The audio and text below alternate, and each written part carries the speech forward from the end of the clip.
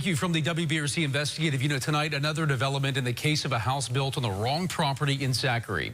Turns out the property was the site of an abandoned oil well and the source of a $300,000 settlement that went to the homeowners. Bess Casserly reports. Michael, Louisiana is home to over 20,000 abandoned oil and gas wells. Many are a nuisance at best, and if not correctly plugged, a health hazard. However, they can be very lucrative for a property owner through proper litigation.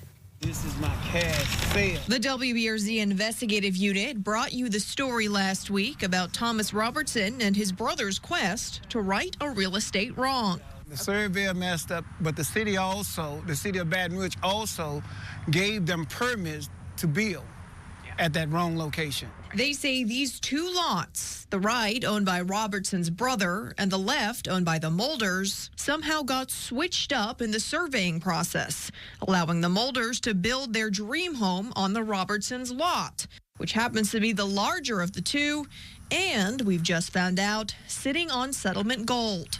This is an abandoned oil well documented in the LA Orphaned and Abandoned Wells online database at the very back of the lot where the Mulders built their home. The data shows it was operated by IP Petroleum Company and had been plugged in the 80s, but apparently not well enough. In 2014, the Mulders sued the company, claiming gas had been leaking from the well site into the earth and underground water supply, as well as making it to the surface. Because the leak affected several lots, Robertson and other families joined the suit. However, Robertson says he had no idea about the property mix-up at that point in time.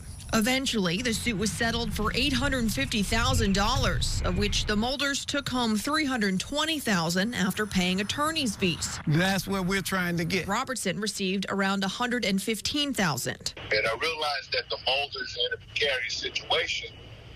But again, we're exploring at this point whether or not there's any evidence that may suggest that was some bad faith.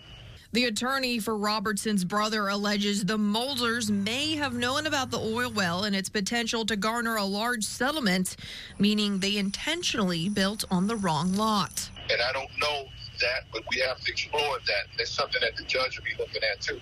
In his deposition from February, Stevie Mulder is adamant they did not know about the property mistake when they discovered the well in 2011 or when they settled with the oil company in 2017.